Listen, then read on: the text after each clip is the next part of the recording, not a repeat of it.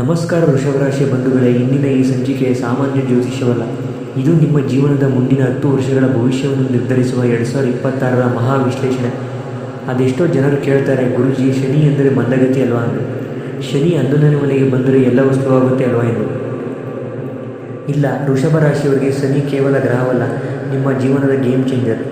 2026ರಲ್ಲಿ ಶನಿ ಲಾಭಸ್ಥಾನದಲ್ಲಿ ಕುಳಿತು ನಿಮಗೆ ಕೊಡುವ ರಾಜಯೋಗದ ರಹಸ್ಯವೇನು, ನಿಮ್ಮ ಕಣ್ಣೀರು ಹೇಗೆ ಹಣವಾಗಿ ಬದಲಾಗಲಿದೆ. ಈ ವಿಡಿಯೋದಲ್ಲಿ ನಾವು ಕೇವಲ ಭವಿಷ್ಯವನ್ನಲ್ಲ, ನಿಮ್ಮ ಜೀವನದ ಸವಾಲುಗಳಿಗೆ ಪರಿಹಾರವನ್ನು ಹುಡುಕಲಿದ್ದೇವೆ. ಸ್ಕಿಪ್ ಮಾಡದೆ ಪೂರ್ತಿಯಾಗಿ ನೋಡಿ. ವೀಕ್ಷಕರ, ವೃಷಭ ರಾಶಿಯವರ ಸ್ವಭಾವವನ್ನು ನೋಡುವುದಾದರೆ, ವೃಷಭ ರಾಶಿಯವರು ಎಂದರೆ ಭೂಮಿಯ ತತ್ವದವರು. ನಿಮಗಿರುವ ತಾಳ್ಮೆ ಬೇರೆ ಯಾರಿಗೂ ಇಲ್ಲ. ಆದರೆ ಈ 2026ರಲ್ಲಿ ನಿಮ್ಮ ಈ ತಾಳ್ಮೆಯೇ ನಿಮ್ಮ ಶಕ್ತಿಯಾಗಲಿದೆ. ನೀವು ಕಷ್ಟಪಟ್ಟು ದುಡಿಯಲು ರೆಡಿ ಇದ್ದೀರಿ, ಆದರೆ ಸರಿಯಾದ ಪ್ರತಿಫಲ ಸಿಗುತ್ತಿಲ್ಲ ಅನ್ನೋದು ನಿಮ್ಮ ದೂರು ಅಲ್ವಾ. ಈ ವರ್ಷ ನಿಮ್ಮ ಸ್ವಭಾವದಲ್ಲಿ ನಾಯಕತ್ವದ ಗುಣ ಹೆಚ್ಚಾಗಲಿದೆ. ಶುಕ್ರನ ಪ್ರಭಾವದಿಂದ ನಿಮ್ಮ ಮಾತು ಇತರರನ್ನು ಆಕರ್ಷಿಸುತ್ತದೆ. ಈ ಬದಲಾವಣೆ ನಿಮ್ಮ ಉದ್ಯೋಗದಲ್ಲಿ ಹೇಗೆ ಕೆಲಸ ಮಾಡುತ್ತದೆ ಎಂಬುದನ್ನು ಮುಂದೆ ವಿವರಿಸುತ್ತೇನೆ. ವೀಕ್ಷಕರ, ಈಗ ಅಸಲಿ ವಿಷಯಕ್ಕೆ ಬರೋಣ. ಶನಿ 11ನೇ ಮನೆಯಲ್ಲಿರುವುದು ಏಕೆ ರಾಜಯೋಗ? ಜ್ಯೋತಿಷ್ಯದ ಪ್ರಕಾರ 11ನೇ ಮನೆ ಎಂದರೆ ಇಚ್ಛಾಪೂರ್ತಿ ಮನೆ. ಇಲ್ಲಿ ಶನಿ ಬಂದಾಗ ಸ್ಥಿರವಾದ ಏರಿಕೆ. ನೀವು ಕೇಳಿದಂತೆ ಶನಿ ಸ್ಲೋ ಆಗಿರ್ಬೋದು, ಆದರೆ ಅವನು ಪರ್ಮನೆಂಟಾಗಿ ಕೊಡುತ್ತಾನೆ. ರಾತ್ರೋರಾತ್ರಿ ಬಂದು ಬೆಳಿಗ್ಗೆ ಮಾಯವಾಗುವ ಹಣ ಇದಲ್ಲ. ವೃಷಭಕ್ಕೆ ಶನಿ ಮಿತ್ರನಿದ್ದಂತೆ. ಈ ರಾಶಿಯವರಿಗೆ ಶನಿ ಭಾಗ್ಯಾಧಿಪತಿ. ಮನೆ ಯಜಮಾನನೇ ಲಾಭದ ಮನೆಯಲ್ಲಿ ಕುಳಿತರೆ ಅದು ಸ್ಲೋ ಆಗಿದ್ದರೂ ಕೂಡ ಅತಿ ದೊಡ್ಡ ಯಶಸ್ಸು ಕೊಡುತ್ತದೆ. ಇದರ ಜೊತೆಗೆ ಗುರು ಮತ್ತು ರಾಹುವಿನ ಸಾಥ್. ಜೂನ್ವರೆಗೆ ಗುರು ನಿಮ್ಮ ಲಾಭ ಸ್ಥಾನದಲ್ಲಿರುವುದರಿಂದ ಆದಾಯಕ್ಕೆ ಕೊರತೆ ಇರುವುದಿಲ್ಲ. ಇನ್ನು ಹಣಕಾಸಿನ ಭವಿಷ್ಯವನ್ನು ನೋಡುವುದಾದರೆ, ಹಣಕಾಸಿನ ವಿಚಾರದಲ್ಲಿ 2026ನ 2 ಭಾಗಗಳಾಗಿ ನೋಡೋಣ.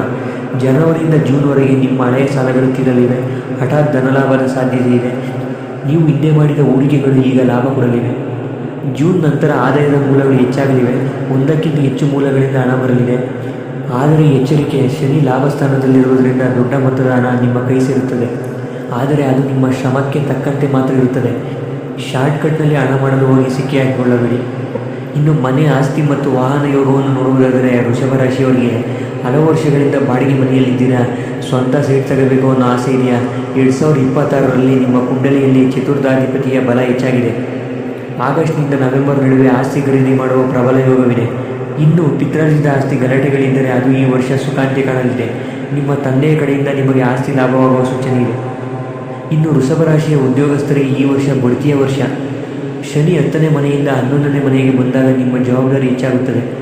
ಇನ್ನು ಸರ್ಕಾರಿ ಕೆಲಸಗಳಿಗೆ ಪ್ರಯತ್ನ ಪಡುತ್ತಿರುವವರಿಗೆ ಈ ವರ್ಷ ಸೆಪ್ಟೆಂಬರ್ ನಂತರ ಶುಭ ಸುದ್ದಿ ಸಿಗಲಿದೆ. ಇನ್ನು ವ್ಯವಹಾರದಲ್ಲಿರುವ ವೃಷಭ ರಾಶಿಯವರಿಗೆ ಕಬ್ಬಿಣ, ಕೃಷಿ, ಬಟ್ಟೆ ವ್ಯಾಪಾರ ಮತ್ತು ವಿದೇಶಿ ವ್ಯವಹಾರ ಮಾಡುವವರಿಗೆ ಸುಗ್ಗಿ ಕಾಲ. ಹೊಸ ಪಾರ್ಟ್ನರ್ ಬರಬಹುದು, ಆದರೆ ಹಣಕಾಸಿನ ವ್ಯವಹಾರಗಳಲ್ಲಿ ಎಲ್ಲವನ್ನು ಲಿಖಿತವಾಗಿ ಇಟ್ಟುಕೊಳ್ಳಿ. ವೀಕ್ಷಕರೇ, ಈಗ ಆರೋಗ್ಯ ದೃಷ್ಟಿಯನ್ನು ನೋಡುವುದಾದರೆ, ಶನಿ 11ರಲ್ಲಿದ್ದಾಗ ಕೆಲಸದ ಒತ್ತಡ ಹೆಚ್ಚಾಗಿ ನಿಮ್ಮ ನಿದ್ರೆ ಕೆಡಬಹುದು. ಮಂಡಿ ನೋವು ಅಥವಾ ಬೆನ್ನು ನೋವಿನ ಸಮಸ್ಯೆ ಕಾಣಿಸಿಕೊಳ್ಳಬಹುದು. ಆಹಾರದ ಮೇಲೆ ನಿಯಂತ್ರಣವಿರಲಿ. ಮುಖ್ಯವಾಗಿ ಶನಿ ದೃಷ್ಟಿ ನಿಮ್ಮ ರಾಶಿ ಮೇಲಿರುವುದರಿಂದ ಮಾನಸಿಕ ಒತ್ತಡ ಹೆಚ್ಚಾಗಬಹುದು. ಪ್ರತಿದಿನ 15 ನಿಮಿಷ ಪ್ರಾಣಾಯಾಮ ಮಾಡುವುದನ್ನು ಮರೆಯಬೇಡಿ. ಇನ್ನು ವೃಷಭ ರಾಶಿಯವರ ಕುಟುಂಬ ಮತ್ತು ಸಾಮಾಜಿಕ ಜೀವನವನ್ನು ನೋಡುವುದಾದರೆ, ಮನೆಯಲ್ಲಿ ಶುಭ ಕಾರ್ಯಗಳು ನಡೆಯಲಿವೆ. ನಿಮ್ಮ ಮಾತಿಗೆ ಕುಟುಂಬದಲ್ಲಿ ಬೆಲೆ ಸಿಗುತ್ತದೆ. ಆದರೆ ನಿಮ್ಮ ಅಹಂಕಾರ ಒಮ್ಮೊಮ್ಮೆ ಸಂಬಂಧಗಳನ್ನು ಕೆಡಿಸಬಹುದು. ತಾಯಿಯ ಆರೋಗ್ಯದ ಕಡೆ ಸ್ವಲ್ಪ ಗಮನವಿರಲಿ. ಮಕ್ಕಳ ವಿದ್ಯಾಭ್ಯಾಸದಲ್ಲಿ ಈ ವರ್ಷ ಪ್ರಗತಿ ಕಂಡುಬರುತ್ತದೆ. ಇನ್ನು ಪ್ರೀತಿ ಮತ್ತು ವಿವಾಹ ಜೀವನವನ್ನು ನೋಡುವುದಾದರೆ, ಪ್ರೇಮಿಗಳಿಗೆ ಈ ವರ್ಷ ಕಠಿಣ ಪರೀಕ್ಷೆ ಎದುರಾಗಬಹುದು. ಶನಿಯ ದೃಷ್ಟಿಯಿಂದಾಗಿ ಸಣ್ಣ ವಿಷಯಕ್ಕೂ ದೊಡ್ಡ ಜಗಳ ಆಗುವ ಸಾಧ್ಯತೆ ಇದೆ. ಇನ್ನು ಮದುವೆ ಆಗದಿರುವವರಿಗೆ ಜೂನ್ ನಂತರ ಕಂಕಣ ಬಲ ಕೂಡಿ ಬರಲಿದೆ. ಬಂದ ಸಂಬಂಧಗಳನ್ನು ಸರಿಯಾಗಿ ಪರಿಶೀಲಿಸಿ ಮುಂದುವರಿಯಿರಿ. ವೈವಾಹಿಕ ಜೀವನದಲ್ಲಿ ಪರಸ್ಪರ ನಂಬಿಕೆ ಮುಖ್ಯ.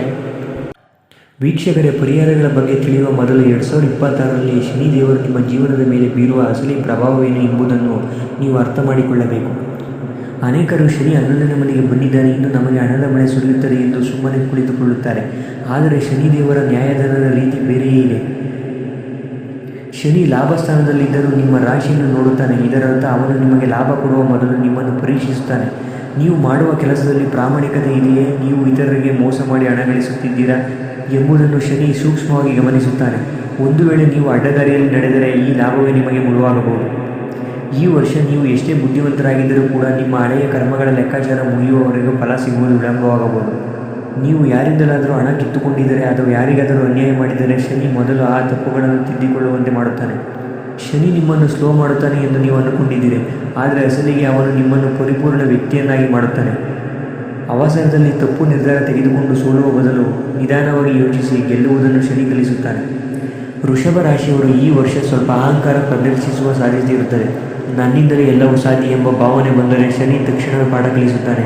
ಆದ್ದರಿಂದ ಈ ವರ್ಷ ನೀವು ಎಷ್ಟು ವಿನಯಶೀಲರಾಗಿರುತ್ತೀರೋ ಅಷ್ಟು ಎತ್ತರಕ್ಕೆ ಬೆಳೆಯುತ್ತೀರ. ಈ ವಿಭಾಗವನ್ನು ಕೇಳಿದ ಮೇಲೆ ನಿಮಗೆ ಅರ್ಥವಾಗಿರಬಹುದು, ಶನಿ ಎಂದರೆ ಕೇವಲ ಲಾಭವಲ್ಲ, ಶನಿ ಎಂದರೆ ಶಿಸ್ತು. ಈ ಶಿಸ್ತನ್ನು ಮೀರಿದಾಗ ಮಾತ್ರ ಸಮಸ್ಯೆಗಳು ಎದುರಾಗುತ್ತವೆ. ಹಾಗಾದರೆ ಈ ಸಮಸ್ಯೆಗಳಿಂದ ಪಾರಾಗಲು ಮತ್ತು ಶನಿಯ ಅನುಗ್ರಹ ಪಡೆಯಲು ನಾವು ಮಾಡಬೇಕಾದ ಆ ವಿಶೇಷ ಪರಿಹಾರಗಳೇನು ಈಗ ನೋಡೋಣ. ಮೊದಲಿಗೆ ಶನಿ ಶಾಂತಿ. ಪ್ರತಿ ಶನಿವಾರ ಸೂರ್ಯಾಸ್ತದ ನಂತರ ಶನಿ ಚಾಲಿಸಪಡಿಸಿ ಮತ್ತು ಅಳಿಲು ಅಥವಾ ಪಕ್ಷಿಗಳಿಗೆ ಆಹಾರ ನೀಡಿ. ಇನ್ನು ಗುರುಬಲಕ್ಕೆ ಗುರುವಾರ ದೇವಸ್ಥಾನಕ್ಕೆ ಭೇಟಿ ನೀಡಿ ಕಡಲೆಕಾಳು ದಾನ ಮಾಡಿ. ಇನ್ನು ಮಹಾಸೂತ್ರ ನೋಡುವುದಾದರೆ ನಿಮ್ಮ ಕೆಲಸದವರನ್ನು ಚೆನ್ನಾಗಿ ನೋಡಿಕೊಳ್ಳಿ. ಶನಿ ದೇವರಿಗೆ ಶ್ರಮಿಕರು ಎಂದರೆ ಬಹಳ ಪ್ರೀತಿ. ಅವರ ಆಶೀರ್ವಾದವೇ ನಿಮ್ಮ ರಾಜಯೋಗಕ್ಕೆ ಬೀಗದ ಕೈ. ಆತ್ಮೀಯ ವೃಷಭ ರಾಶಿಯವರಿಗೆ 2026 ನಿಮ್ಮ ಗೆಲುವಿನ ಹಾದಿ ತೋರಿಸಲಿದೆ. ಶನಿ ನಿಧಾನವಾಗಿ ಚಲಿಸಬಹುದು, ಆದರೆ ಅವನು ನಿಮ್ಮನ್ನು ತಲುಪಿಸಬೇಕಾದ ಎತ್ತರಕ್ಕೆ ಖಂಡಿತ ತಲುಪಿಸುತ್ತಾನೆ. ನಂಬಿಕೆ ಇರಲಿ, ಶ್ರಮ ಇರಲಿ. ವೀಕ್ಷಕರೇ, ಈ ವಿಡಿಯೋ ನಿಮಗೆ ದಾರಿದೀಪವಾಗಿದ್ದರೆ ಲೈಕ್ ಮಾಡಿ, ಹಾಗೆ ಕಮೆಂಟ್ನಲ್ಲಿ ಜೈ ಶನಿದೇವ ಎಂದು ಬರೆಯಿರಿ. ಇದೇ ಥರ ವಿಡಿಯೋಗಳಿಗಾಗಿ ನಮ್ಮ ರಾಶಿ ಮಿತ್ರ ಚಾನಲ್ಗೆ ಸಬ್ಸ್ಕ್ರೈಬ್ ಮಾಡಿ. ನಿಮ್ಮ ಎಲ್ಲ ಪ್ರಶ್ನೆಗಳಿಗೆ ನಾನು ಕಮೆಂಟ್ನಲ್ಲಿ ಉತ್ತರಿಸುತ್ತೇನೆ. ಶುಭವಾಗಲಿ.